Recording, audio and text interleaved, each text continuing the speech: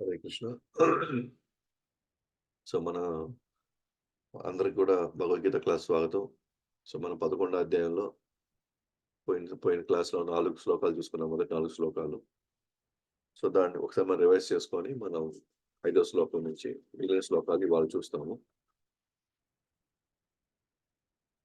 So, మొదటి 4 శ్లోకాల్లో మనం చూడబోయేది ఏంటి అంటే, అర్జునుడు కృష్ణుడిని విశ్వరూపం చూపమని చెప్పి వేడుకుంటున్నాడు. సో, ఎందుకు వేడుకుంటున్నాడు? ఎందుకంటే 10వ అధ్యాయంలో తన విభూతులన్నీ చెప్తూ నా ఒక అంశం చాలు అర్జున కృష్ణ సారీ అర్జున, నేను మొత్తాన్ని ఈ సమస్త జగత్తుని నా ఒక అంశంతో ఇదంతా గూడా నేను నడిపిస్తున్నాను.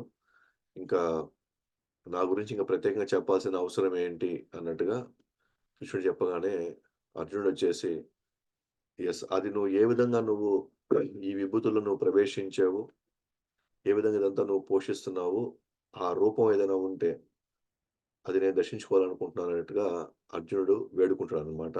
ఆ వేడుకోవడమే ఈ మొదటి 4 శ్లోకాలనమాట.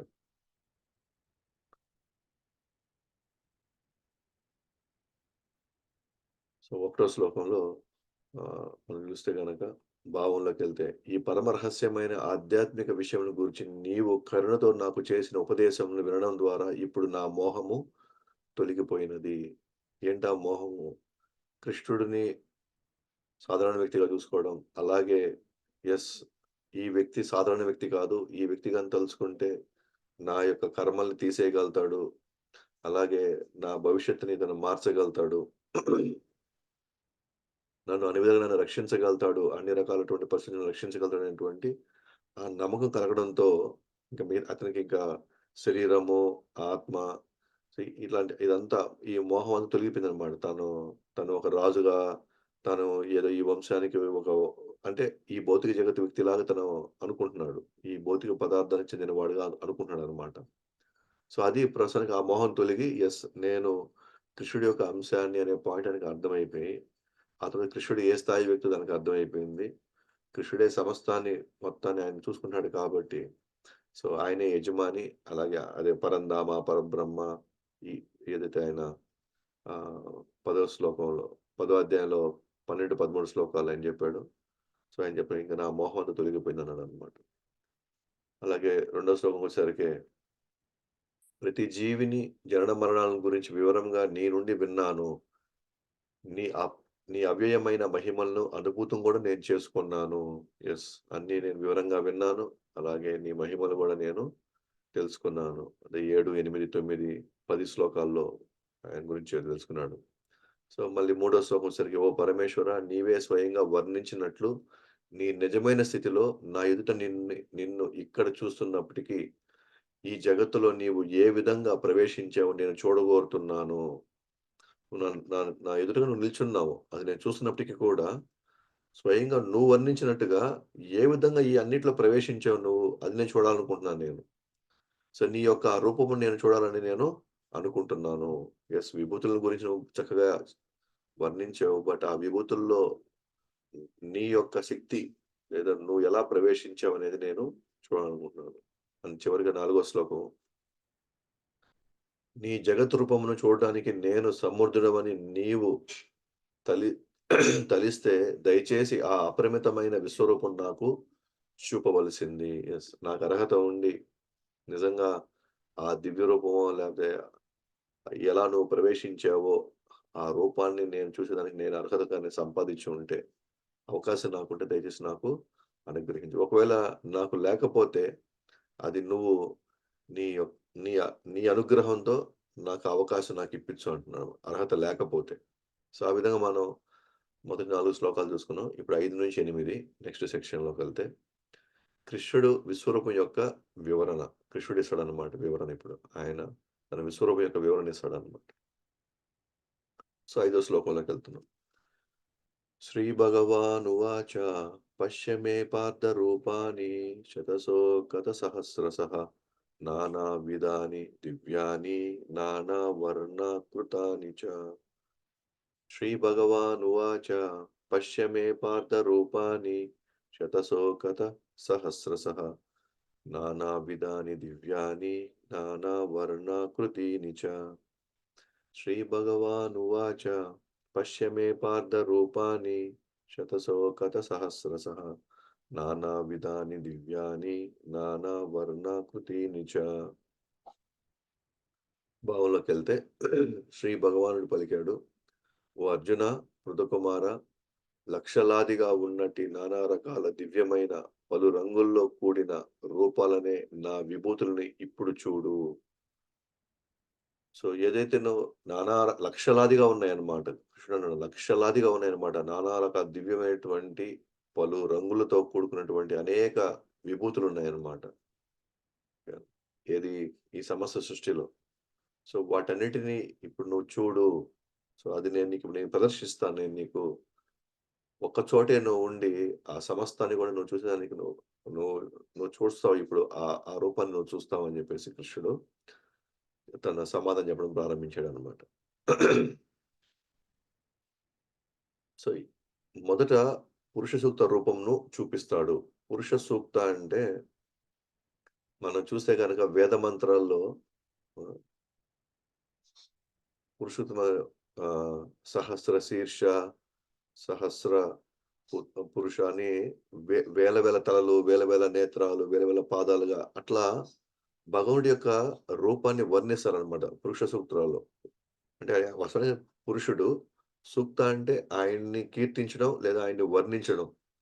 ఇది జనరల్‌గా మనం గాని చూస్తే గనక ఆగమ శాస్త్రాల ప్రకారంగా భగవంతుడి యొక్క వైభవం అక్కడ ఆహ్, అలంకరణ దగ్గర గాని, లేకపోతే ఆయన్ని పూజించే దగ్గర గాని, లేపోతే యజ్ఞం చేసేటప్పుడు గాని, ఈ పురుష సూక్త మంత్రాలు చదువుతారనమాట.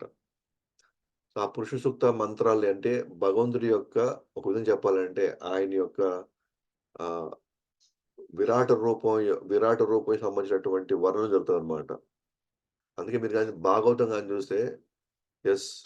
భాగవతంలో ఏదైతే ఆయన విరాట రూపం చూపిస్తాడో, రెండో స్కందంలో ఇది వర్ణిస్తాడో, ఆ విరాట రూపాన్ని యెస్. ఇది ఇది పురుష సూక్తం. ఇది నిరూపించబడింది. ఇదే పురుష సూక్తం అంటే, పురుష సూక్తంలో ఇచ్చినటువంటి వర్ణన ఏదైతే ఉందో, ఆ వర్ణన ఇదే అని జెప్పేసి, ఈ రూపమే అన్నట్టుగా ఉందన్నమాట. కాబట్టి యాక్చువల్‌గా ఇక్కడ భగవానుడికి 2 రూపాలున్నాయన్నమాట ఇక్కడ. అసలు 2 చూపిస్తాడిక్కడ. ఒకటి పురుష సూక్త రూపం చూపిస్తాడు. తర్వాత కాల రూపాన్ని చూపిస్తాడన్నమాట వాస్తవానికి. సో, మొదటేమో పురుష సూక్త రూపాన్ని చూపిస్తాడు. పురుష సూక్త రూపం అంటే ఏం లేదు. ఒకే దగ్గర, ఒకే చోట వేల వేల తలలు, వేల వేల బాహువులు, వేల వేల నేత్రాలు, వేల వేల కాళ్ళు ఒకే చోట ఉండేదాన్నే దాన్ని విరాట రూపం అంటారు. లేదా ఇక్కడ చెప్పినట్టుగా అది పురుష సూక్త రూపం అంటారు దాన్ని. అదే ఆహ్, ఆహ్, ఆవ్ ఆ విరాట రూపమే కాలంతో మనం దాన్ని పోల్చినప్పుడు కాలంతో. ఎందుకంటే ఒక విరాట రూపం ఎలాంటిదంటే మనం ఫోటో చూసినట్టన్నమాట. ఒకే చోట, ఒకే విధంగా. కాలరూపం ఏంటి అనంటే, ఆ ఫోటో మనం మనం చిన్నప్పుడు ఆడుంటాం మనం. ఒక మనం ఒక చిన్న పుస్తకం తీసుకొని పేజీలు ఇట్ట తిప్పామనుకోండి, దాంట్లో బొమ్మ గానుంటే, ఆ బొమ్మ ఆడినట్టుగా ఉంటుంది. అంటే ఒక్కొక్క పేజీలో ఆహ్, ఒకళ్ళ చెయ్యి లేపాలనుకోండి, ఆ చెయ్యి మొదటి పేజీలో కిందున్నట్టుగా, రెండో పేజీలో ఇంకొంచెం పైకెత్తినట్టుగా, మూడో పేజీలో ఇంకొంచెం పైకెత్తినట్టుగా అట్లా ఒక 10, 15 ఫోటోస్ అట్లా పెట్టారనుకోండి. దాన్ని మనం ఇట్లా తిప్పామనుకోండి. ఈ విధంగా ఇట్లా తిప్పితే, ఆ బొమ్మ అట్లా మన చెయ్యెత్తినట్టుగా మనకి తర్వాత కనిపిస్తుందనమాట. ఇంక ఆ పేజీలు అట్లా తిప్పడం వల్ల. సో, అట్లాంటి అదే సో, విరాట్ రూపం ఏంటి అంటే, పురుషోత్తర రూపం ఏంటి అనంటే, ఒక ఫోటోని చూడడం అనమాట. కాల రూపం ఏందంటే, ఆ పేజీలన్నట్టు తిప్పామనుకోండి, అది కదులుతుంది. అంటే సమస్తాన్ని అది సమస్త విశ్వాన్ని అది కదులుతూ విశ్వాన్ని విశ్వంలోని అనేకమైనటువంటి శక్తుల్ని ఆహ్, అది ప్రదర్శిస్తూ మొత్తాన్ని నడిపిస్తుందనమాట కాలరూపం. ఉదాహరణకి అందుకే మనం ఇప్పుడేమంటాం, కాలం ఆగదు, కాలం నడుస్తూ ఉంటుంది, కాలం గడుస్తూ ఉంటుందంటున్నాం. అంటే ఇక్కడేంటి కాలం ఒక దగ్గర ఆగదు. ఆ కాలము ఇప్పుడు ఉదయం ఒకటి, మధ్యాహ్నం ఒకటి, రాత్రి ఒకటి. అంటే కాలం పోతా ఉంది. అంటే అది మూవ్‌మెంట్‌లో ఉందనమాట. కదులుతూ ఉంది కాలం అనేది. హ్మ్. కాలం కదులుతా అట్లాగే కాల రూపం అంటే, ఆ విరాట్ రూపమే గనక అది గాని పనిజేయడం ప్రారంభిస్తే ఓకే. ఆ పనిజేయడం ప్రారంభించడం అంటే ఏంటి? ద అది ఏ విధంగా ఈ మొత్తం విశ్వాన్ని కంట్రోల్ జేస్తుంది. మొత్తం మొత్తం విశ్వాన్ని అది నడిపిస్తుంది అనేది గాని, ఆ పద్ధతిలో గాని జూస్తే అదే విరాట్ రూపమే కాలరూపం అంటారు. సో, కాలరూపం విరాట్ రూపంలో ఒక దగ్గర ఉండి చూసేదాన్ని విరాట్ రూపం అంటారు. ఆ విరాట్ రూపంగానే ఆహ్, ఈ ప్రపంచాన్ని పోషించేటువంటి స్థితికి చేరుకోగలిగితే దాన్నేమంటారు? కాలరూపం అంటారు. ఆహ్, అంటే దాంట్లో అనేక కార్యాలు జరుగుతుంటాయన్నమాట. కాల రూపంలో కార్యాలు జరుగుతా ఉంటుంది. విరాట్ రూపంలో కార్యమే ఉండదు. జస్ట్ ఆయన నిలబడినట్టుగా ఉంటుంది. కానీ కాల రూపంలో ఏముంటుందంటే ఇంకా చాలా కార్యాలు దాంట్లో జరుగుతుంటాయి. ఉదాహరణకి ఇప్పుడేమో ఫస్ట్‌లో విరాట్ రూపం అంటారు. ఇంకొక 10 శ్లోకాలయిన తర్వాత ఇప్పుడు తన కాల రూపాన్ని చూడమంటాడన్నమాట కృష్ణుడు. నా కాల రూపాన్ని చూడంటాడు. ఆ కాల రూపంలో ఏమవుతుందంటే అక్కడ ఈ ధృతరాష్ట్ర పుత్రులు వీళ్ళందరూ గూడా ఆయన నోట్లోకెళ్ళిపోతా ఉంటారు. భగవంతుడు ఆ విరాట్ రూపంలో నుంచి విపరీతమైనటువంటి ఆహ్, మంటలు బయటకొస్తా ఉంటాయి. అంటే చాలా కార్యాలు నడుస్తున్నాయన్నమాట. ఆ విరాట్ రూపంలో అనేక కార్యాలు నడుస్తా ఉన్నాయి. దాన్ని కాలరూపం అంటారు. విరాట్ రూపంలో కార్యాలు నడుస్తుంటే కొన్ని కొన్ని వింతలు దాంట్లో చూస్తున్నామనుకోండి. దాన్ని కాలరూపం అంటున్నాడు. అలా కాకుండా స్థిమితంగా ఒక దగ్గర ఉండి దాన్ని వర్ణించేలాగా గాని ఉంటే గనక దాన్ని విరాట్ రూపం అంటున్నారు. ఇంకా ముందు మీకు తెలుస్తుంది. అది కూడా ఎగ్జాంపుల్ మనం చెప్పుకోవచ్చు. ఈ రూపాలన్నీ నా విభూతులే, నా స్వరూపాలు కాదు అంటున్నాడన్నమాట. ఈ రూపాలన్నీ కూడా నా విభూతులే ఇవన్నీ గూడా. అవన్నీ కూడా నా శక్తులే. అంటే నా స్వరూపాలు కాదంటే విరాట్ రూపమైన స్వరూపం గాదు. సో, అది ఒక ఊహాజనికమైనటువంటి ఒక రూపం అది. కాకపోతే సమస్త విశ్వాన్ని ఆ రూపంలో మనం చూడొచ్చనమాట. అందుకే దాన్ని విశ్వరూపం అన్నారు. కాబట్టి ఈ రూపాలన్నీ గూడా నా విభూతులే అంటున్నాడు. అంతేగాని నా స్వరూపాలు గాదంటే ఆయన అవతారం గాదిది. విరాట్ రూపం వచ్చేసి ఆయన అవతారం గాదు. బట్ ఆయన యొక్క శక్తితో సమానం. అందుకే విరాట్ రూపానికి యాక్చువల్‌గా అది అవతారం గాదు గాబట్టి దానికి శాశ్వత లోకం అంటూ ఏముండదు. దానికి ప్రత్యేక స్థానం అంటూ ఏముండదనమాట. కావున శ్రద్ధగా నా మాటలు ఆలకించుము అని కృష్ణుడు అర్జునుడితో ఈ శ్లోకం పలికాను. ఈ విశ్వరూపం కొంతకాలం ప్రకటమవ్వడం మరియు అప్రకటమవ్వడం జరుగుతా ఉంటుంది. కాబట్టి శాశ్వతమైనది ఆధ్యాత్మిక జగత్తుకు సంబంధించింది కాదు ఇది. సో, విరాట్ రూపం అనేది యాక్చువల్‌గా దానికి ఒక ప్రత్యేకమైనటువంటి స్థానం ఏమీ లేదు. లేదా ఉనికి అంటూ ఏమీ లేదు. మనం ఫస్ట్ 4 శ్లోకాలు మనం చెప్పుకున్నాం అది. కేవలం ఆ రూపాన్ని ఊహించుకొని అది ఎలా ఊహించుకోవాలో గూడా మనకి శాస్త్రంలో గూడా ఉంటదనమాట. శాస్త్రంలో ఉన్నదాన్ని వాళ్ళు మనల్ని ఊహించుకోమంటారు వాళ్ళు. అలా ఊహించుకోవడం వల్ల క్రమక్రమంగా మనం ఆధ్యాత్మిక ప్రగతిలోకి వెళ్తాం. అయితే విశ్వరూపం ఎవరి కోసం అంటే దాంట్లో గూడా వాళ్ళు బాగా అధమ స్థాయిలో ఉంటూ వాళ్ళకి భగవంతుడి గురించి తెలియని వాళ్ళు, లేకపోతే అక్కడ ఆచార్యులు వచ్చి ఏమాత్రం ప్రచారం చేయని వాళ్ళు. సో, వాళ్ళకి ముఖ్యంగా అడవుల్లో ప్రకృతి మధ్యలో ఉండేవాళ్ళు. కొండల్లో, కోనల్లో ఉండేవాళ్ళు. వాస్తవానికి వాళ్ళు భగవంతుడిని ఆహ్, వివిధ శక్తులుగా వాళ్ళు పూజిస్తారనమాట. సో, వాళ్ళకి విరాట్ రూపం ఈ విధంగా వాళ్ళు ఊహించుకొని గాని, వాళ్ళు గాని పూజ చేస్తే, వాళ్ళు కూడా క్రమంగా ఆధ్యాత్మిక స్థితికి వాళ్ళు చేరుకుంటారనమాట నెమ్మదిగా. కాబట్టి ఇది విశ్వరూపం అనేది శాశ్వత రూపం కాదు. కొంతకాలం ప్రకటమవుతుంది, అప్రకటమవుతా ఉంటుంది. అది భగవానుడి యొక్క ఇచ్ఛాశక్తిలాగా అన్నమాట. భగవంతుడి ఇష్టం అది. ఎప్పుడు దాని యొక్క పనితీరు ఎప్పుడు అవసరమవుద్దో అప్పుడు మాత్రమే ఈ విశ్వరూపం మన ఆహ్, దాని యొక్క ప్రాముఖ్యత మనకు తెలుస్తుందనమాట. లేకపోతే మనకు తెలీదక్కడ. కాబట్టి ఇది శాశ్వతమైనది గాదు. ఆధ్యాత్మిక జగత్తుకు సంబంధించింది కానే కాదు. అవతారాలన్నీ ఆధ్యాత్మిక జగత్తుకు సంబంధించినటివి. అవి శాశ్వతమైనవి. కానీ విశ్వరూపం మాత్రం ఆ కేటగరీ కిందకి రాదనమాట. అంటే అర్జునుడు భక్తుడుగా ఈ రూపం చూడటానికి ఇష్టపడడు మామూలుగా. అర్జునుడు భక్తుడిగా ఈ రూపాన్ని ఇష్టపడ్డు. కానీ కృష్ణుడిని ఆ రూపం చూపమని అడగడానికి కారణాలేంటంటే, ఒకటి ఉత్సుకత వచ్చింది అతనిలో. క్యూరియాసిటీ. 2 బద్ధజీవులకి సాక్ష్యంగా ఉంటుంది. బద్ధజీవులు కృష్ణుడి యొక్క ఆహ్, పరమస్థానాన్ని వాళ్ళు గుర్తించాలి అంటే, ఎవరు చూపించినటువంటి ఒక రూపాన్ని భగవంతుడు అంటే నమ్మశక్యం కాని అనంతమైనటువంటి ఈ విశ్వాన్ని మొత్తం కబళించేటువంటి ఒక రూపము ఆయన చూపిస్తే గాని జీవులు ఆహ్, భగవంతుడిని వాళ్ళు అవగాహన చేసుకోలేరనమాట.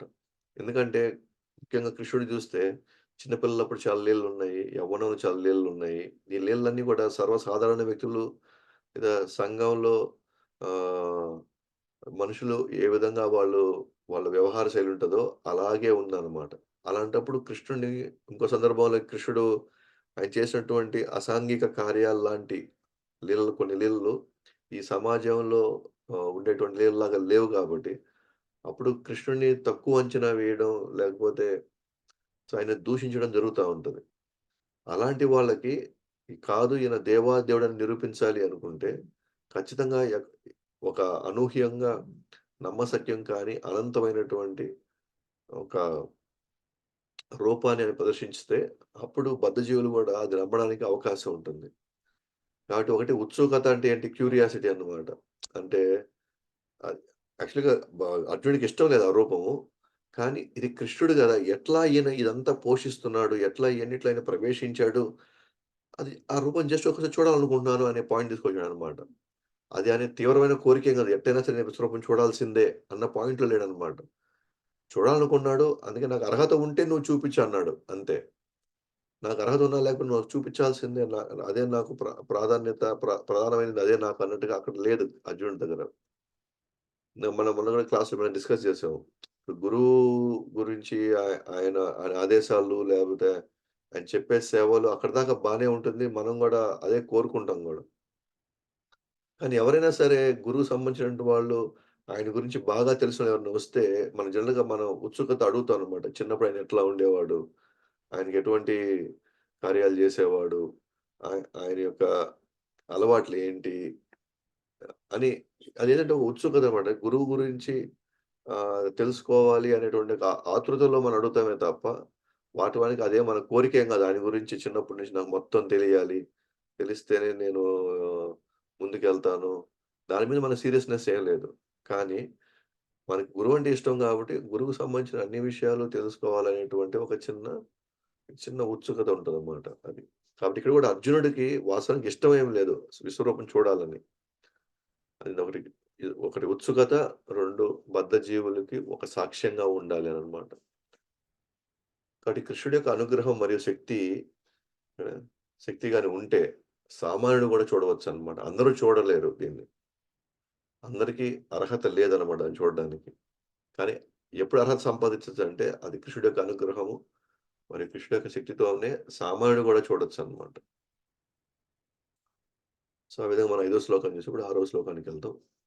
పశ్యాదిత్యాన్ వసున్ రుద్రాన్ అశ్వినౌ మరుతస్తదా బహూన్యా దృష్టపురాణి పశ్యస్ పశ్యశ్చార్యాణి భారత పశ్యాదిత్యాన్ వసూన్ రుద్రాన్ అశ్వినౌ మరుతస్తదా బహూన్యా దృష్టపూర్వాణి పశ్యశ్చర్యాణి భారత పశ్యాదిత్యాన్ వసూన్ రుద్రాన్ అశ్వినౌ మరుతస్తదా బహూన్యా దృష్టపూర్వాణి పశ్యశ్చర్యాణి భారత భావంలోకెళ్తే ఓ భరతుల్లో శ్రేష్ఠుడా! ఆదిత్యులను, వసువులను, అశ్విని కుమారులను, సమస్త ఇతర దేవతలను ఇక్కడ చూడవలసింది.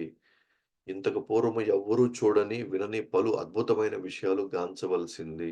సో, కృష్ణుడన్నమాట. నువ్వు చూసావు సమస్త దేవతలు ఇక్కడున్నారు. హ్మ్. ఇక్కడ నువ్వు చూడొచ్చు. ఒకే చోట నువ్వు చూడొచ్చు ఈ రూపంలో. ఇంతకు పూర్వం ఎవ్వరు చూడలే ఈ ఈ ఈ ఈ రూపాన్ని. అంటే భగవంతుడు చాలా విశ్వరూపాలు చూపించాడన్నమాట. అనేక సందర్భాల్లో. కానీ అర్జునుడు చూపించినటువంటి ఈ విశ్వరూపం మాత్రం ఇంతవరకు మాత్రం ఎవ్వరు చూడలేదు. కాబట్టి నీకు నేను ఫస్ట్ టైమ్ నేను ఈ విశ్వరూపం చూపించున్నాను. కాబట్టి నువ్వు వినని పలు అద్భుతమైన విషయాలు గూడా నువ్వు చూడవచ్చు నువ్విక్కడ. ఓకే. నువ్వు కేవలం విభూతులు అడిగావు. ఆ విభూతులు ఎట్లా ప్రవేశించావు అని నువ్వు అడిగావు. కానీ నేను అది మాత్రమే గాదు, ఇంకా పలు అద్భుతమైన విషయాలు గూడా నువ్వు ఇప్పుడు చూస్తావు ఇప్పుడు అని జెప్పేసి ఆయన కృష్ణుడు అర్జునుడికి వివరిస్తాడనమాట. కాబట్టి ఇప్పుడు విశ్వరూపం ఒక విధంగా చెప్పాలంటే కృష్ణుడు రాయబారంగా వెళ్ళినప్పుడు దుర్యోధనుడి దగ్గరికి అసలు కనీసం 5 ఊర్లైనా ఇవ్వండి అన్నప్పుడు లేదు లేదు మేము గుండు సూది అంత స్థా మొన మొన యొక్క స్థానం గూడా మేమివ్వమన్నప్పుడు, అప్పుడు ఏ కాడికి ఇంకా యుద్ధానికి రెడీ అవ్వాల్సిందని జెప్పేసి కృష్ణుడు బయటకొస్తుంటే, కృష్ణుడిని బంధించాలని చూస్తారన్నమాట దుర్యోధనుడు. అయితే ఇమ్మీడియేట్‌గా కృష్ణుడు అక్కడ యాక్చువల్‌గా విశ్వరూపం చూపించాడన్నమాట అక్కడ. విశ్వరూపం చూపించగానే అందరూ ఇంకా ఆయన జోలికి రాలేక ఇంకా ఆయన్ని ఏం చేయలేక వదిలేసారన్నమాట. దుర్యోధనుడు ఏమనుకున్నాడంటే, అది కేవలం అతను మాయగాడు గాబట్టి ఏదో ఇంద్రజాలం ఏదో చేసుంటాడు. మ్యాజిక్ ఏదో చేసుంటాడు. అంతేగాని ఆయన ఏడ విశ్వరూపం చూపించడానికి అంటే వాళ్ళ దృష్టిలో కృష్ణుడు అనేవాడు అసలు దేవదేవుడు కూడా పరిగణించలా వాళ్ళకి ఆ నమ్మకం గూడా లేదు. కాబట్టి ఆ నమ్మకం లేదు కాబట్టి భగవంతుడు నిజంగా విశ్వరూపం చూపించినా గూడా వాళ్ళకసలు ఆ టైంకి అసలు అది విశ్వరూపం గాకుండా ఇతనికి ఎన్నో సిద్ధులు, మాయమంత్రాలు ఏదో చేసుంటాడులే దానివల్లే ఇదంతా గూడా ఆయన ఇంత చేశాడనుకున్నాడు. అక్కడ కూడా ఒక విశ్వరూపం చూపించాడు అక్కడ గూడా వాస్తవానికి. ఆ! ఈవెన సృష్టి ఆరంభంలో గర్భోదక్షాయి విష్ణువు నుంచి విరాట్ రూపం వస్తే, ఆ విరాట్ రూపంతో ఈ మొత్తం సమస్త బ్రహ్మాండం అంతా గూడా వా వాటికొక ఫ్రేమ్ వర్క్ లాగా ఉంటదనమాట. దానికి ఆధారం కింద ఉంటదనమాట విశ్వరూపం. అంటే ఈ విధంగా విశ్వరూపాలు చాలా ఉన్నాయన్నమాట. కానీ అర్జునుడు చూపించినటువంటి ఈ విశ్వరూపం ఏదైతే ఉందో, అది ఇదే ఫస్ట్ టైమ్ అన్నమాట. క అదే రూపం ఇది లాస్ట్ టైమ్ గూడా. ఇంకా మళ్ళీ ఇలాంటి విశ్వరూపం మళ్ళీ ఇంకా రాలేదు. ఇంక వి విస్ వేరే ఒక విశ్వరూపం ఉన్నా గూడా అది ఇలాంటి విశ్వరూపం గాదు. దాని యొక్క ఇది వేరుగా ఉంటదది. కాబట్టి ఇదే ఎవ్వరు చూడని, వినని పలు అద్భుతమైన విషయాలు ఇక్కడ పూర్వం ఎవ్వరు చూడలేదంట దీన్ని. ఇక భాష్యంలోకెళ్తే ఈ విశ్వరూపంలో అనేక దేవతల రూపాలు ఒక చోటే చూడవచ్చన్న విషయము రాబోయే 2 శ్లోకాల్లో చూడవచ్చు.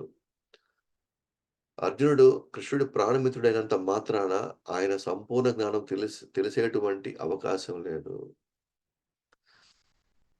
సో, ప్రాణమిత్రుడైనంత మాత్రాన అర్జునుడికి కృష్ణుడికి సంబంధించిన అన్ని విషయాలు తెలుసని మనం నమ్మడానికి లేదు. సో, ఎంత క్లోజ్‌గైనా ఉండొచ్చు. నిరంతరం వాళ్ళతోనే మనం జీవిస్తుండొచ్చు కూడా. మనము మనుషుల గురించే ఒక మనిషి గురించి మనకు సంపూర్ణ జ్ఞానం మనకు తెలిసే అవకాశం లేదు. అది సొంత తల్లైనా, తండ్రైనా, భార్య అయినా, బిడ్డలైనా ఎంత క్లోజ్‌గున్నా సరే వాళ్ళ టోటల్ పర్సనాలిటీని మనం ఎప్పుడు గూడా సంపూర్ణంగా మనం అర్థం జేసుకోలేం. అంత జ్ఞానం అంత జ్ఞానం ఉండడానికి అవకాశం లేదు. సో, మనతో పాటు ఉండే వాళ్ళకి సంబంధించి మనకు సంపూర్ణ జ్ఞానం మనం పొందలేనప్పుడు, ఇంక దేవాదేవుడి గురించి మనం ఏం పొందగలుగుతాం ఇంకా? కాబట్టి అర్జునుడి మిత్రుడైనంత మాత్రాన ఆయనకి మొత్తం తెలిసిన రూల్ ఏం లేదు. సామాన్యులు నిర్ఘాంతపరిచే అనేక రూపాలను వినడం కానీ, చూడడం కానీ జరగలేదు. సో, సామాన్యులు ఇట్లాంటి నిర్ఘాంతపరిచేటువంటి ఎటువంటి రూపాలు వినడం గాని, చూడడం గాని ఇంతవరకు జరగలేదు. వాళ్ళకి అవకాశం లేదు ఇంక. ఎందుకంటే విశ్వరూపం చూడాలన్నా సరే ఒక అర్హత ఉండాలి.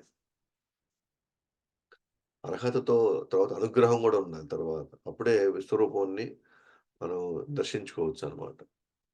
కాబట్టి ఆ రూపాల్ని ఏదైతే ఆహ్, అర్జునుడు కోరుకున్నాడో, ఆ రూపాల్ని ఈ మొత్తం విశ్వరూపంలో చూపించబోతున్నాడు. చాలా రూపాలు చూపిస్తాడనమాట విశ్వరూపంలో. అవన్నీ ఇప్పుడు చూపించబోతున్నాడన్నమాట కృష్ణుడు. యాహ్! సో, ఏడో శ్లోకంలోకెళ్తే ఇప్పుడు ఇహైకస్తం జగత్కృత్స్నం పశ్యాద్య సచరాచరం మమ దేహే గుడాకేశ యచ్చన్యాదృష్టమిచ్చసి ఇహైకస్తం జగత్కృత్స్నం పశ్యాద్య సచరాచరం మమ దేహే గుడాకేశ యచ్చన్య దృష్టమిచ్చసి ఇహైకస్తం జగత్కృత్స్నం పశ్యాద్య సచరాచరం మమ దేహే గుడాకేశ యచ్చన్యాదృష్టమిచ్చసి. ఓ అర్జున నీవు చూడగో చూ నీవు చూడగోరేదంతా నా ఈ దేహంలోనే తక్షణమే చూడు. ఇప్పుడు నీవు చూడగోరే దేన్నైనా, భవిష్యత్తులో నీవు చూడాలనుకునే దేన్నైనా ఈ విశ్వరూపంలో నీకు చూపుతుంది. కదిలేవి, కదలనివి సమస్తము పూర్తిగా ఇక్కడ ఒక్కచోటే ఉన్నాయి. కృష్ణ ఇక్కడ కంప్లీట్‌గా ఓపెన్ చేస్తున్నాడనమాట. ఏది నువ్వు ఏమైతే చూడాలనుకుంటున్నావో, లేదా భవిష్యత్తులో గూడా నువ్వేదైనా నీ భవిష్యత్తు గురించి ఏం జరగబోతుందో గూడా, అది ఒకవేళ నువ్వు చూడాలనుకున్నా గూడా, లేదా పూర్వంలో ఏం జరిగింది అని ఒకవేళ నువ్వేదైనా ఓకేనా, నువ్వు మర్చిపోయి ఉండి, మళ్ళీ అది గుర్తు తెచ్చుకొని ఒకవేళ నువ్వు చూడాలనుకున్నా సరే, నీకు ఈ విశ్వరూపం నీకు మొత్తం చూపుతుందనమాట నీకు. ఏదైనా కావచ్చు అది కదిలేది, కదలనివి సమస్తం పూర్తిగా ఒకే చోట నువ్వు చూడగలుగుతావు అని చెప్పేసి కృష్ణుడు అర్జునుడితో అన్నాడనమాట. సో, భాష్యంలోకెళ్తే, "ఈ రూపంలో సమస్త విశ్వంలోని చరాచర అంశాలు మరియు జీవులు నా అనుగ్రహంతో ఒక్కచోటే ఒకే సమయంలో చూడగలుగుతావు." మనం విశ్వమంతా మనం ప్రయాణించాలంటే, విశ్వంలో మనం ప్రయాణిస్తూ ప్రతి అంశాన్ని మనం నిజంగా చూడాలి అనుకుంటే, ఎన్ని వేల కోట్ల మనం జన్మలెత్తాలో మనకే తెలీదు. అంటే మనం చూసాం కదా! మన మహావిష్ణువు యొక్క శ్వాస రంధ్రాల్లో నుంచి, అలాగే శ్వేతరంధ్రాల నుంచి అనేక బ్రహ్మాండాలొస్తున్నాయి. అనేక బ్రహ్మాండాలు జరిగే అనేకమైనటువంటి కార్యాలు, దాంట్లో ఉండేటువంటి అనేక జీవులు, దేవతలు, రాక్షసులు ఎక్కడ ఎవరైతే ఉన్నారో ఈ ఈ మొత్తం జగత్తులో ఆహ్, వాళ్ళందరిని ఒక్కసారిగా మనం చూడడం అనేది అది అత్యంత అద్భుతమైనది, ఆశ్చర్యకరమైనదనమాట. అది. అయితే కృష్ణుడి యొక్క అనుగ్రహంతో మొత్తాన్ని అర్జునుడు ఒక్క చోటే ఉండి చూడగలుగుతున్నారు. అంటే ఏంటి? 14 లోకాల్లో, అన్ని లోకాల్లో ఏం జరుగుతుంది? దేవతలు వాళ్ళ యొక్క స్థితిగతులేంటి? ఆహ్, ఇతర జీవరాశుల యొక్క వాటి స్థానాలేంటి? ఇవన్నీ గూడా ఒక్క చోటే చూడొచ్చనమాట. అది కృష్ణుడి యొక్క అనుగ్రహం వల్ల. కాబట్టి నువ్వు కోరుకున్నది చూడవచ్చు. కృష్ణుడి అనుగ్రహ శక్తితో సంభవమవుతుంది. యెస్. సాధారణంగా ఇది అసంభవం అన్నమాట. విరాట్ రూపం చూడడం అనేది. కానీ ఇది కృష్ణుడి యొక్క అనుగ్రహంతో ఇప్పుడు చాలా సులభంగా ఆ విశ్వరూపాన్ని చూసే అవకాశం అర్జునుడికి దొరికిందనమాట. నా ఈ విశ్వరూపం విశ్వానికి, ప్రధానకు, మహత్తత్వకు ఆధారమే కాకుండా, నీ విజయ మరియు ఇతరుల అపజయం మరిన్ని విషయాలు ఇందులోనే నువ్వు చూడవచ్చు. అయితే ఈ విశ్వరూపమే ప్రధానికి ఆధారము. తర్వాత మహత్తత్వం నుంచి తర్వాత అహంకార ఎన్నిటికి ఆధారం ఏంటి అనంటే విశ్వరూపమే. సో, విశ్వరూపంతో గాని మనం విశ్వరూపం గాని లేకపోతే, ఆ విశ్వరూపం మీద ఆధారపడకపోతే ఇయన్నీ గూడా అవి పేక మేడల్లా కూలిపోతాయన్నమాట. అంటే విశ్వరూపాన్ని మనం ఎట్లా తీసుకోవచ్చంటే, ఒక బిల్డింగ్ కట్టే ముందర ఎట్లాగైతే అన్ని ఇనప కమ్ములతో ఒక ఫ్రేమ్ వర్క్ యేసుకుంటారు. ఒక ఫ్రేమ్. ఇనుప కమ్ములతో ఒక ఫ్రేమ్ యేసుకున్న దాంట్లో సిమెంట్ ఇయన్నీ యేస్తారన్నమాట. కంకర అన్నీ కలిపినటువంటి సిమెంట్ యేసి, దాన్ని ఒక గోడలాగా లేకపోతే ఒక స్తంభంలాగా స్తంభానికి లోపల ఏముంది ఒక ఫ్రేమ్ వర్క్ ఉంది గదా! ఆ ఫ్రేమ్ వర్క్ ఉంది గాబట్టే, ఆ స్తంభం అంతా గూడా నిలబడతా ఉంది. లేదా గోడంతా నిలబడతా ఉంది. లేదా మొత్తం ఇల్లంతా గూడా అలాగా వాళ్ళు ఫస్టు ఇనుప కమ్ములతో లేదా ఇనుప కడ్డీలతో అవన్నీ వాళ్ళు చిన్న చిన్న అదే మనకు తెలిసిందే గదా! వాళ్ళు ఇనప తీగలతో దాన్ని కట్టేసుకొని, వాటి ఒక షేప్ దాంట్లో వాళ్ళు మిగతా అన్ని కాంక్రీట్ అన్నీ ఏసి, తర్వాత నెమ్మదిగా దాన్ని ఒక 4, 5 రోజులు నీళ్లు కొట్టిన తర్వాత అది స్ట్రాంగ్ సాలిడ్ అయిపోద్ది. సో, లోపలున్న ఫ్రేమ్ వర్క్ ఉంది చూసారా? అదే ఆధారం అన్నమాట. దేనికి? ఈ సిమెంటు, ఈ కాంక్రీట్ నిలబడడానికి, లేదా అది బలపడ్డానికి అన్నిటికి గూడా. అలాగే కృష్ణుడు యొక్క విశ్వరూపమే ఈ మొత్తం విశ్వం యొక్క మొత్తం నిలబడుతుంది అంటే ఆ ఆ కమ్ములు లాంటి వ్యవస్థ ఏదైతే ఉందో అది అదే విశ్వరూపం అన్నమాట మొత్తం బ్రహ్మాండానికి. కాబట్టి గర్భోదక్షాయ విష్ణు విరాట రూపంతో ఏం చేస్తాడంటే మొత్తం విశ్వాన్ని అది ఏ షేప్‌లో ఉందో, ఏ సైజ్‌లో ఉందో దానట్టే మెయింటైన్ చేయడానికి విరాట్ రూపం తీసుకొని ఆయన ఈ విధంగా మొత్తం బ్రహ్మాండాన్ని తను కాపాడుతూ వస్తున్నాడు. సో, విరాట్ రూపం అంటే ఏం లేదు. నేను చెప్పినట్టుగా ఒక ఫ్రేమ్ వర్క్ అన్నమాట. Kammula frame work. దాని మీద మిగతా అంతా ఆధారపడ్డాం అన్నమాట. అట్లాంటిదే ఇది గూడా అన్నమాట. కాబట్టి ఇప్పుడు మనం గాని చూస్తే గనక మనం హ్మ్. విశ్వరూపం అనేది అన్నిటికి ఆధారం అవుతా ఉంది. చెప్తున్నానన్నమాట. 8దో శ్లోకంలోకెళ్దాం. నతు మాం శక్యసే దృష్టం అనేనైవ స్వచక్షుషా దివ్యం దదామి తే చక్షుః పశ్య మే యోగమైశ్వరం. నతు మాం శక్యసే దృష్టం అనేనైవ స్వచక్షుషా దివ్యం దదామి తే చక్షుః పశ్య మే యోగమైశ్వరం. నతు మాం శక్యసే దృష్టం అనేనైవ స్వచక్షుషా దివ్యం దదామి తే చక్షుః పశ్య మే యోగమైశ్వరం. భావం. కానీ ఈ ప్రస్తుత నేత్రాలతో నీవు నన్ను చూడలేవు. అందుకే నీకు నేను దివ్యమైన నేత్రాల్ని ఇస్తున్నాను. నా యోగ ఐశ్వర్యాన్ని చూడుము. సో, అయితే నువ్వు చూడాలనుకుంటున్నావు. అది నీ యొక్క ఉత్సుకత అది. నీ లేదా నువ్వు కోరుకున్నట్టుగా ఈ విశ్వరూపాన్ని నువ్వు చూడాలనుకుంటే, ఇప్పుడు కృష్ణుడు వర్ణించుకుంటూ వచ్చాడు. అంటే ఎవరెవరు దేవతలుంటారు. అదే పలు కార్యాలు జరుగుతా ఉంటాయి అని జెప్పేసి ఆయన చెప్పుకుంటూ వచ్చాడు. అయితే ఇప్పుడున్న కళ్ళతో నువ్వు దాన్ని చూడలేవు అర్జున. కాబట్టి నాకడిగాడు. నాకు అర్హత ఉంటే, నేను సమర్థుడవని నువ్వు తలుచుకుంటే ఆహ్, నీ అనుగ్రహం చేత మాత్రమే నేను చూడగలను అని జెప్పేసి అర్జునుడు ఇదివరకే చెప్పేసున్నాడన్నమాట. అప్పుడు అందుకే కృష్ణుడన్నాడు, "యెస్, నువ్వు యాక్చువల్‌గా అర్హుడు గాదు. నువ్వు నువ్వు అతి అర్హుడు అన్నమాట. అతి అర్హుడు." అంటే అర్ అర్హతకి మించి ఉందతనికి. సో, ఎందుకంటే ఆయన ఆల్రెడీ శుద్ధ భక్తుడు.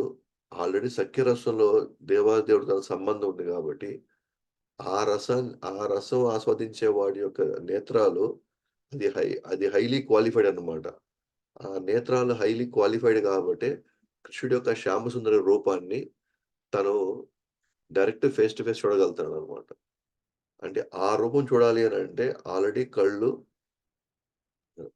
భగవాన్‌ని చూడటం అంటే, భగవాన్‌ని అంటే బ్రహ్మన్, పరమాత్మ, భగవాన్. భగవాన్ కళ్ళు భగవాన్ చూసేంత కళ్ళు మన దగ్గర ఉన్నాయి అంటే, వాళ్ళు ఆల్రెడీ క్వాలిఫైడ్ అన్నమాట. పరమాత్మని, బ్రహ్మాన్ని దర్శించుకోవడం కొరకు. అంతే గదా!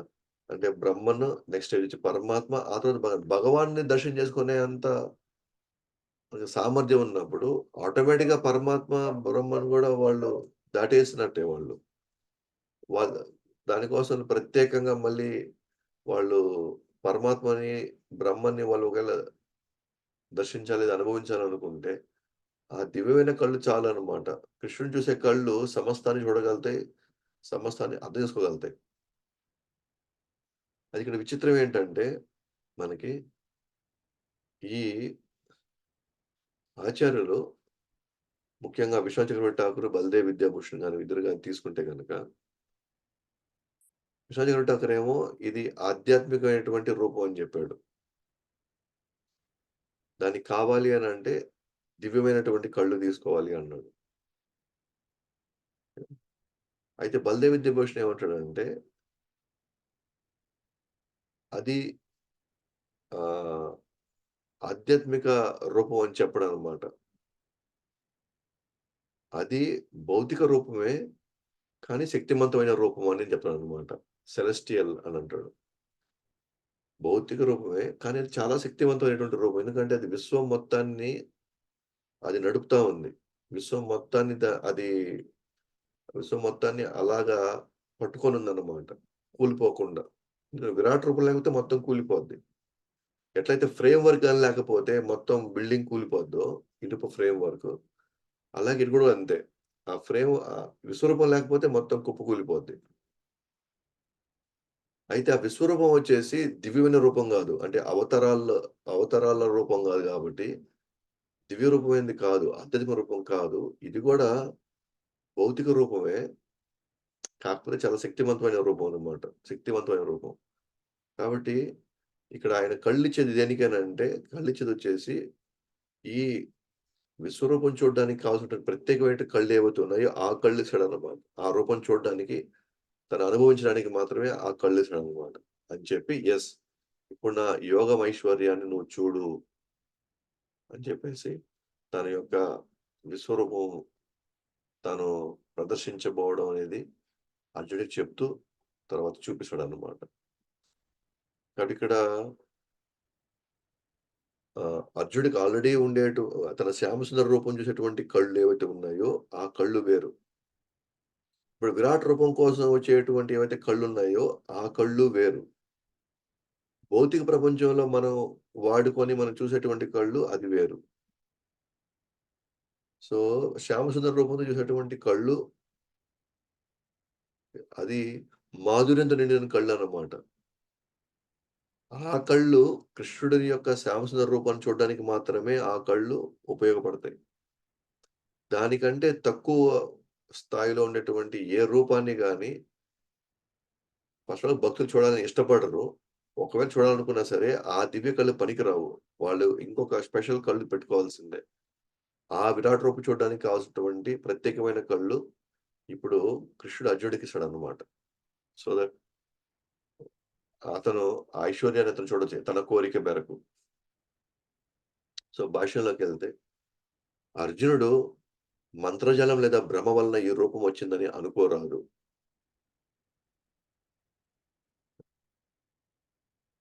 ఈ రూపం వచ్చింది మంత్రజాలం వల్ల గాదు, లేదా భ్రమ వల్ల ఈ రూపం ఏర్పడలా ఇది. ఏది రూపం ముందున్నదంతా గూడా యాక్చువల్‌గా భ్రమ గాదు. వాస్తవమే అది గూడా. కానీ అశాశ్వతమైంది. తాత్కాలికమైందది. లేదా మంత్రజాలంతో వచ్చింది గాదది. తన నమ్మక తన తనకు తన నమ్మకం కలిగించడానికి, తనకు నమ్మకం కలిగించడానికి ఈ రూపం కృష్ణుడి దివ్య రూపం ఆధారంగా ఏర్పడినదిగా ఈ శ్లోకంలో తెలియజేయబడింది. కృష్ణుడు చూపిస్తున్నాడు. ఎందుకని? అర్జునుడికి నమ్మకం కలిగించడానికి. ప్లస్ ఈ ఏదైతే ఈ రూపం ఉందో ఆహ్, ఇది చాలా దివ్యమైంది.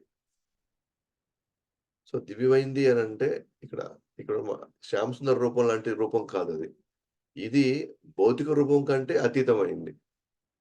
అట్లానే శ్యామ్ సుందర్ రూపం కంటే కూడా తక్కువైంది. ఇది. సో, భౌతిక కళ్ళతో ఈ రూపం చూడలేరు కనుక దివ్య కళ్ళను దివ్య కళ్ళను నేనిస్తాను అన్నాడు. సో, ఇక్కడ మళ్ళీ పదే పదే దివ్యం అనే పదం వచ్చినప్పుడు ఈ పర్టిక్యులర్ కాంటెక్స్ట్‌లో ఈ దివ్యమైంది అనంటే అర్థం ఏంటి అనంటే, ఆ రూపము కేవలం విశ్వరూపం చూడడానికి కావాల్సిన కళ్ళు. ఎందుకంటే అది మరీ భౌతిక కళ్ళు గూడా కాదు. భౌతిక కళ్ళుంటే అసలది కనపడదు. ఎట్లాగైతే ఆ యుద్ధంలో ఉండే వాళ్ళందరికీ కనపడ్డాడనమాట కృష్ణుడు. ఆ విశ్వరూపం కనపడదసలు. ఎందుకంటే వాళ్ళేసుకునేది భౌతిక కళ్ళు అవన్నీ గూడా. ఆ కళ్ళతో అది చూడలేడు. ఆ కళ్ళతో చూడలేడు కాబట్టే భగవంతుడు ఏం జేస్తున్నాడు తనకి కళ్ళను దాని కోసం చూసేటువంటి కళ్ళు ప్రదర్శిస్తున్నాడు. అయితే ప్రస్తుతానికి ఆ కళను గూడా దివ్యమైన కళ్ళులాగే ఇక్కడ మనం వర్ణించుకుంటున్నాం. కానీ శ్యామ్ సుందర్ చూసేటువంటి కళ్ళు వేరు. విరాట్ రూపం వచ్చేటువంటి కళ్ళు వేరు. ఆ తర్వాత భౌతిక ప్రపంచంలో ఉన్న వ్యక్తుల్ని లేదా వస్తువులను చూసే కళ్ళు వేరన్నమాట. ప్రస్తుతానికి తన దగ్గర ఉండే కళ్ళు దివ్య కళ్ళనే చెప్తున్నారు. ఎందుకనంటే అది అది విరాట్ రూపం చూడడానికైనా అది పనికొస్తుంది.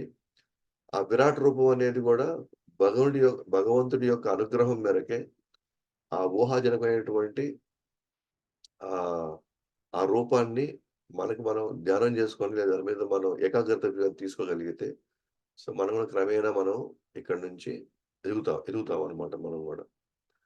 ఆ కళ్ళు ఇవ్వడం వల్ల అర్జునుడిని నివ్వరపరచాలని కృష్ణుడు ఉద్దేశము. ఎప్పుడైతే ఆ కళ్ళిచ్చినప్పుడు, ఎప్పుడైతే ఆ విరాట్ రూపాన్ని చూస్తాడో తను నివ్వరపడతాడనమాట. అదే నిర్ఘాంతపోతడు. అస్టానిష్‌మెంట్‌లోకెళ్తాడనమాట. ఒక విధంగా అది నమ్మశక్యం లేనటువంటి ఆశ్చర్యకరమైనటువంటి ఒక స్థితికి తను వెళ్తాడనమాట. ఎందుకంటే అర్జునుడు నిజంగా ఆ ఇంపాక్ట్ తీసుకురావాలనే కృష్ణుడి యొక్క ఉద్దేశ్యం అన్నమాట. అంటే ఇప్పటిదాకా చూడలేదు గదా! ఆ రూపం అసలు ఏంటిదంతా అన్నట్టుగా అన్నమాట కృష్ణుడు. ఒక్కసారిగా దివ్వెరపోతాడనమాట. ఆశ్చర్యపోతాడసలు. నిర్ఘాంతపడతాడసలు. సో, అర్జునుడు నరనారాయణులు అవతారంలో నర కనుక తన చక్షువులు దివ్యమైనవి. కానీ ఈ విశ్వం చూచుటకు ప్రత్యేకమైన కళ్ళు కావలెను. అదే ఇందాక చెప్పింది మనం అనుకున్నదే. ఆయన ఆల్రెడీ నరనారాయణులు ఆయన నరావతారం కాబట్టి ఆయనకుండే కళ్ళు ఆధ్యాత్మికంగా దివ్యంగా ఉంటాయి. ఆ దివ్యమైన కళ్ళతో తాను వైకుంఠంలో జరిగేటివి గూడా ఆయన చూడగలుగుతాడు. వైకుంఠ వాతావరణంలో తాను అద్భుతంగా అక్కడ భగవుడి యొక్క అవతారాలని తాను చాలా సులభంగా చూడొచ్చు. కానీ ఇప్పుడు చిన్న కళ్ళేవైతే ఉన్నాయో అది ఒక ప్రత్యేకమైన కళ్ళన్నమాట. అట్లా దివ్యమైంది గాదు, అట్లా భౌతికమైంది గాదు. ఆ కళ్ళు ప్రత్యేకమైనవి ఎందుకంటే అది విశ్వరూపం చూడడానికి మాత్రం పనికొస్తుంది. అందుకే అది దివ్యమైంది గాదు, భౌతికమైనది గాదు. ఒక ప్రత్యేకమైన కళ్ళన్నమాట. అర్జునుడు లాంటి శుద్ధ భక్తులు వారి దివ్యమైన కళ్ళతో కృష్ణుడి సుందరమైన రూపము మరియు లీలలు ఆస్వాదిస్తున్నప్పుడు విశ్వరూపం చూడ్డానికి ఇష్టపడరు. యెస్. ఆల్రెడీ ఆయన రసాస్వాదనలో అత్యున్నతమైనటువంటి రూపము ఆయన చూస్తున్నప్పుడు ఈ విశ్వరూపం చూడడానికి ఎవరు ఎవరు మాత్రం ఇష్టపడతారు? చాలా భయంకరంగా ఉంటది విశ్వరూపం. చాలా ఘోరంగా ఉంటదనమాట. ఎంతో మాధుర్యాన్ని, ఎంతో ఆహ్, ఆనందాన్ని, ఆహ్లాదాన్నిచ్చేటువంటి కృష్ణుడి యొక్క సచ్చిదానంద రూపం ఎక్కడ? అలాగే ఈ విశ్వరూపం ఎక్కడ? విశ్వరూపం ఎట్లాంటిదంటే, ఒక విధంగా చాలా భయంకరమైనటువంటి ముందు ముందు మనం చూస్తామన్నమాట. అర్జునుడు ఎంత భయపడతాడో ఆ రూపాన్ని జూసి. తెల్ల కమలా పూల రసాన్ని తాగిన వారు చెరుకు రసం ఇష్టపడరు. ఆల్రెడీ మన హయ్యర్ టేస్ట్. తెల్ల కమలా పూల యొక్క రసాన్ని తాగినవాడు చెరుకు రసం తాగలేడు. ఎందుకంటే తెల్ల కమలా పువ్వులో ఉన్నటువంటి రసం అది చాలా మధురంగా ఉంటదనమాట. సో, కృష్ణుడికి ఆ రూపం అర్జునుడికి కూడా చూడాలని ఇష్టం లేదు. కానీ తనను నిర్గాంతపరచడానికి దివ్యమైన ఆధ్యాత్మిక కళ్ళు కాకుండా ఈ విశ్వరూపం చూచుటకు అనుకూలమైన వాటిని ప్రసాదిస్తాడు. యాక్చువల్‌గా కృష్ణుడికి కూడా ఇష్టం లేదనమాట. ఏది అర్జునుడికి ఆ రూపం చూపిచ్చాలని. అలాగే అర్జునుడు గూడా అది తీవ్రమైన కోరికేం కాదు. ఇందాక చెప్పినట్టుగా మనం కృష్ణుడు నేను ప్రవేశించాను. ఈ విభూతిలో నేనున్నాను అన్నప్పుడు, సరే నువ్వు ఎలా ప్రవేశించి అది చూడాలనుకుంటున్నాననే ఒక ఉత్సుకత తప్ప, అదర్‌వైస్ కృష్ణుడికి ఇష్టం లేదు. ఈ విశ్వరూపం పదే పదే ప్రదర్శించాలని ఆయనకిష్టం లేదు. అట్ ద సేమ్ టైము భక్తులకు గూడా ఇష్టం లేదనమాట. సో, కృష్ణుడు ఆ రూపము చూచుటకు చక్షువులు మాత్రమే మారుస్తాడు తప్ప, మనసు మార్చడు. అర్జునుడు చూడడానికి మాత్రమే అడుగుతాడు గాబట్టి. ఎందుకంటే అర్జునుడు ఇక్కడ ఏమడిగాడు? నేను చూడడానికి నాకు అర్హతగా ఉన్నట్లయితే దయచేసి నాకు అనుగ్రహం సో, చూడడానికి మాత్రమే అర్జునుడు అడిగాడనమాట. కాబట్టి కళ్ళు మాత్రమే మారుస్తాడు. సో, కళ్ళు మాత్రమే మార్చడం వల్ల ఏమైందంటే, ఆ రూపాన్ని చూసి, ఆ రూపంలో జరిగేటువంటి అనేక కార్యాలు చూసి అతను భయపడిపోతాడనమాట. ఇక్కడ గాని గమనిస్తే కృష్ణుడు కళ్ళు మార్చాడే తప్ప మనసు మార్చల. మనసు గాని మార్చునుంటే ఇంక కృష్ణుడు ఆ విశ్వరూపానికి ఆయన అటాచ్ అయిపోయేవాడు. సో, విశ్వరూపంతో తాను హ్మ్. అదే కావాలని మళ్ళీ మళ్ళీ కోరుకునేవాడు. మనసు గాని మార్చుంటే కృష్ణుడు. కానీ కృష్ణుడు ఇక్కడ మనసేం మార్చల. కేవలం కళ్ళు మార్చాడు కాబట్టి మనసు ఇంకా ఆ దివ్యమైనటువంటి, మనోహరమైనటువంటి శ్యామసుందర రూపం మీదే ఉంది మనసేమో. కళ్ళు మాత్రం మారాయి గనుక ఆ రూపాన్ని చూడడానికి ఆయన ఇష్టపడల. కళ్ళు, మనసు గాని మొత్తం గాని కేంద్రీకరిస్తే అప్పుడు ఆ రూపాన్ని మీద మన మన మన ముద్ర అలాగే ఉంటదనమాట. అంటే అర్జునుడికి తన తన కళ్ళతో గాని, తన మనసుతో గాని తాను పూర్తిగా నిమగ్నమైంది శ్యామ్ సుందర్ రూపం మీద. కానీ ఇప్పుడు టెంపరరీగా కృష్ణుడే చెప్పాడు గాబట్టి నాకు ఈ రూపం చూడాలని అనుకునేటువంటి ఆహ్, విన్నపం జేశాడు అక్కడ. సో, విన్నపం ఎప్పుడైతే చేశాడో సరే నా కళ్ళు ఇవ్వు అన్నాడు. అందుకే కళ్ళిచ్చాడు. కానీ మనసు మాత్రం మార్చలేదు. మార్చలేదు కాబట్టే విశ్వరూపం పైన తనకి ఎటువంటి మక్కువ రాలేదు. పైగా ఇంకా భయమేసిందనమాట. సో, శుద్ధ భక్తులు కృష్ణుడి ప్రేమపూర్వక సేవలో నిమగ్నమైన వారు ఐశ్వర్యమైన రూపం చూడాలని ఏమాత్రం ఇష్టపడరు. ఇట్లాంటి తన శక్తుల్ని ప్రదర్శించేటువంటి రూపాలను చూస్తే భక్తులు అసలు ఏమాత్రం వాళ్ళు ఇష్టపడరనమాట. వారు కృష్ణుడు దేవాదేవుడన్న విషయమే మర్చిపోతారు. శుద్ధ భక్తులకి వాళ్ళు అనుభవించేటువంటి మాధుర్యం, వాళ్ళు అనుభవించేటువంటి ప్రేమలో వాళ్ళు అసలు కృష్ణుడే దేవాదేవుడని మర్చిపోతున్నారు. అలాంటిది విశ్వరూపం చూడాలని ఎందుకు కోరుకుంటారసలు? మరి కృష్ణుడొచ్చేసి ఒక చతుర్భుజ నారాయణ రూపం తీసుకున్నా గూడా వాళ్ళకిష్టం లేదసలు. అంత మనోహరమైన రూపం ఉన్నా గూడా లేదు లేదు మాకు కృష్ణుడే గావాలి. లేదా ఆయన ఒకవేళ రాముడైనా సరే ఇంకొక రూపంలో ఆయన ఇంకొక రూపంలో ఆయన అవతరించినా గూడా అఫ్‌కోర్స్ అయన్నీ గూడా శాశ్వత స్వరూపాలే అయన్నీ. అయినా గూడా కృష్ణుడికి అలవాటు పడిన వాళ్ళు, కృష్ణుడికి ప్రేమపూర్వకంగా సంబంధంలో ఉండే వాళ్ళకి, కృష్ణుడి యొక్క రూపం తప్ప వాళ్ళకి ఇంకేది వాళ్ళకి ఇష్టం ఉండదనమాట. ఎందుకనంటే, వాళ్ళు కృష్ణుడిని దేవాదేవుడని మర్చిపోవడం అనేది దానివల్ల వాళ్ళు ఓకే. ఈ విశ్వరూపంలో వాళ్ళసలు నిమగ్నమే కారు వాళ్ళసలు. అంటే వాళ్ళకంత దేవాదేవుడే మర్చిపోయేంత ఇదిలో ఉన్నారంటే అసలు ఐశ్వర్యాన్ని పట్టించుకోవడంలే. భక్తులు ఐశ్వర్యాన్ని అసలు పట్టించుకోవడం లేదు. అందుకే 11, 12, 10, 11, 12 10వ స్కందం 12 అధ్యాయం 11 శ్లోకంలో చెప్పబడింది. ఈ గోప వాళ్ళు ఎవరైతే కృష్ణుడితో ఉన్నారో, అంటే ప్రేమపూర్వక సేవలో నిమగ్నమై ఉన్నారో, గత జన్మలో అనంతమైన పుణ్యము అంటే భక్తి సుకృతి సంపాదించిన వారు, ఈ జన్మలో కృష్ణుడితో సఖ్యరసంలో సంబంధం ఉండడం వలన, కృష్ణుడి పరమస్థానం వాళ్ళు మర్చిపోతారు. కృష్ణుడికి వ్యక్తిగతంగా కృష్ణుడికి కృష్ణుడిని వ్యక్తిగతంగా చూసుకుంటారు. తన వాడిగా చూసుకుంటారనమాట. తన తన కుటుంబంలో ఒక వ్యక్తిగా, తనతో అత్యంత దగ్గర సంబంధం ఉన్నవాడుగా వాళ్ళు చూసారే తప్ప, అంటే అలా చూసేంత అవకాశం వాళ్ళకెలా వచ్చింది? అంటే ఆ కృష్ణుడు దేవాదేవుడనే మర్చిపోయేటువంటి ఆ స్థాయికి వాళ్ళు ఎలా ఎళ్ళగలిగారు? అంటే కృష్ణుడి యొక్క ఐశ్వర్యాన్నే మర్చిపోయేంత మాధుర్యాన్ని వాళ్ళు ఎట్ ఎందు ఎ వాళ్ళు అనుభవించడానికి ఆళ్ళకి అర్హత ఏంటి అంటే, వాళ్ళు గత జన్మలో అనంతమైనటువంటి పుణ్యం అంటే భక్తి సుకృతి సంపాదించడం వల్ల, వాళ్ళు ఈ జన్మలో వాళ్ళ సఖ్యరస వాళ్ళ సంబంధంలో వాళ్ళు ఉండే అవకాశం వాళ్ళకొస్తుంది. లేతే భగవంతుడితో మనం ఫ్రెండ్ అవ్వాలి అంటే, లేదా ఫ్రెండ్‌లాగా ఉండి, అసలాయన స్థానం మనం మర్చిపోవాలంటే, వాళ్ళ సంబంధంలో ఎంత మాధుర్యాన్ని వాళ్ళు ఆస్వాదిస్తుంటే, భగవంతుడికి ఐశ్వర్యాన్ని మర్చిపోతారు. మనం చూస్తాం కదా! ఇప్పుడు ప్రధానమంత్రి ఉన్నాడు. ఆహ్, అత్యంత శక్తిమంతుడు. కానీ తల్లి దగ్గరకొచ్చేసరికి తల్లికి ఆ ఐశ్వర్యం కనబడడంలే. ఆ సంబంధంలో ఉన్నటువంటి మాధుర్యం ఆ ఐశ్వర్యాన్ని కప్పేస్తుంది. సో, కప్పేసినప్పుడు ఆటోమేటిక్‌గా ఆ ప్రధానమంత్రి ఇంటికొచ్చినప్పుడు వాళ్ళు సొంత అట్లాగే చేత్తోనే వాళ్ళు గోరుముద్దలు పెట్టడము.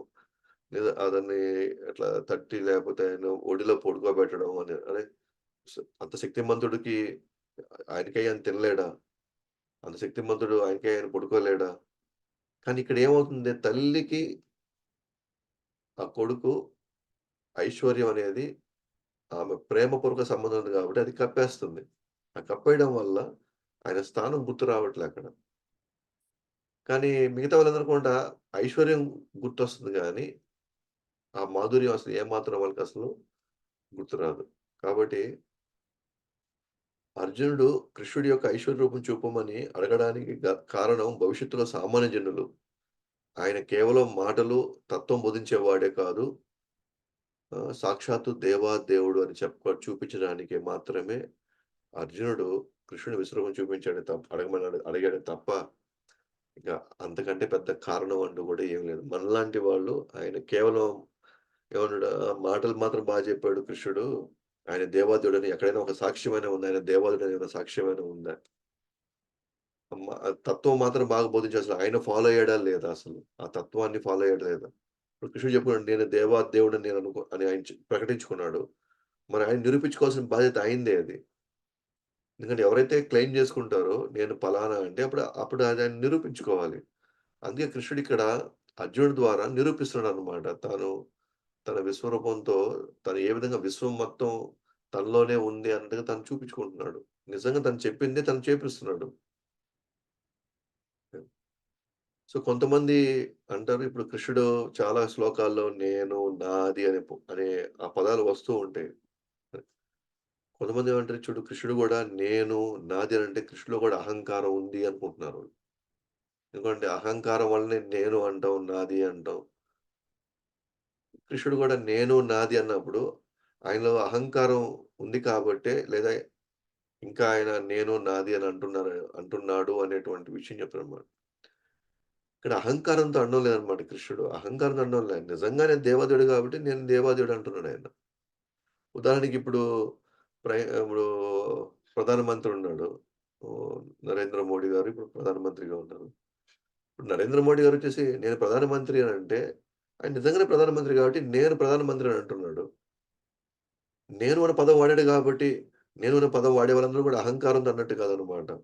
వాళ్ళు యదార్థమైనటువంటి వాళ్ళ స్థానాన్ని వాళ్ళు బయటికి చెప్తున్నారు, ప్రకటిస్తున్నారు. అంతేగాని అది అహంకారంతో వచ్చేటువంటి నేను గాదిది.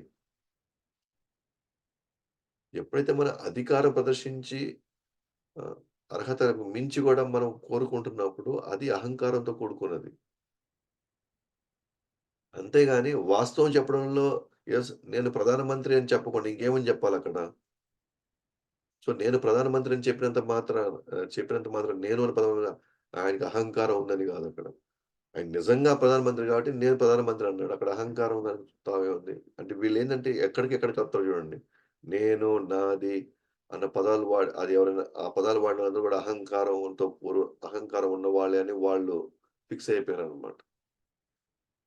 కానీ పాయింట్ ఇక్కడ నేను, నాది అనేది నిజంగా నాదన్నప్పుడు నేను నాది అనే అంటా. దాంట్లో అహంకారం ఏముందక్కడ? కాబట్టి కృష్ణుడిక్కడ కేవలం మాటలు తత్వంతో బోధించేవాడే కాదు. తను నిరూపించుకునేవాడు గూడా. తన విశ్వరూపాన్ని తాను చూపించుకున్నాడనమాట. అర్జునుడు పరంపరలో ప్రథమ శిష్యుడు కావున, ఈ విషయం నిరూపించవలసిన బాధ్యత తన మీదే ఉన్నది కనుక, కృష్ణుడిని విశ్వరూపం చూపమని అడగడం జరిగింది. ఇది ఇంకో కారణం అన్నమాట. అర్జునుడు పరంపరలో ఉన్నాడు. ప్రథమ శిష్యుడు.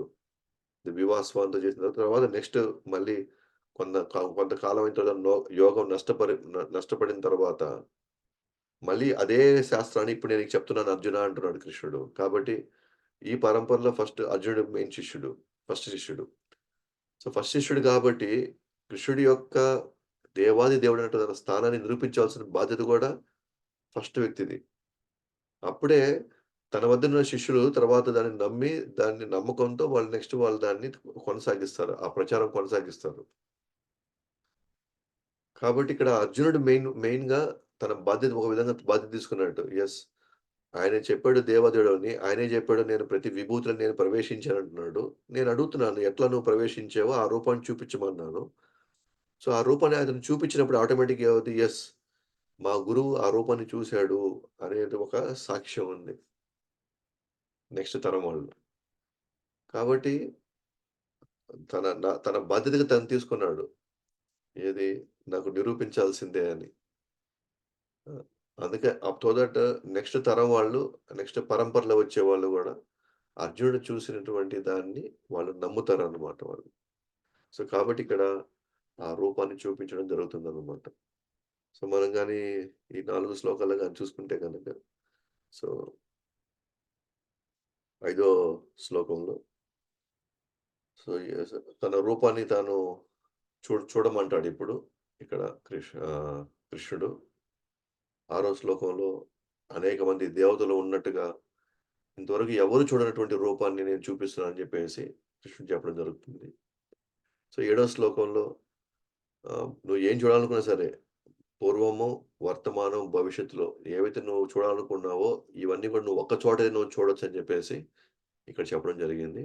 అండ్ ఎనిమిదవ శ్లోకంలో కృష్ణుడు ఒక దివ్యమైనటువంటి కళ్ళు ప్రదర్శిస్తారు. సో, దివ్యమైన కళ్ళనే దానికంటే కూడా ప్రత్యేకమైన కళ్ళు విశ్వరూపం చూడడానికి. ఆల్రెడీ ఇప్పుడు ఆయనకి దివ్యమైన కళ్ళు ఉన్నాయి ఆయనకి. దివ్యమైన కళ్ళు ఎందుకు ఉన్నాయి కాబట్టే కృష్ణుడిని రథసారథిగా అక్కడ చూడగలుగుతున్నాడు.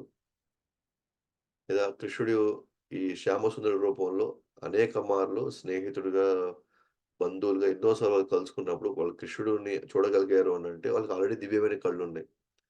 అది ఇప్పుడు ఆయనకి కావాల్సింది ఏంటి అనంటే విశ్వరూపం చూడడానికి కావాల్సిన కళ్ళు గావాలి. ప్రత్యేకమైన కళ్ళు గావాలి.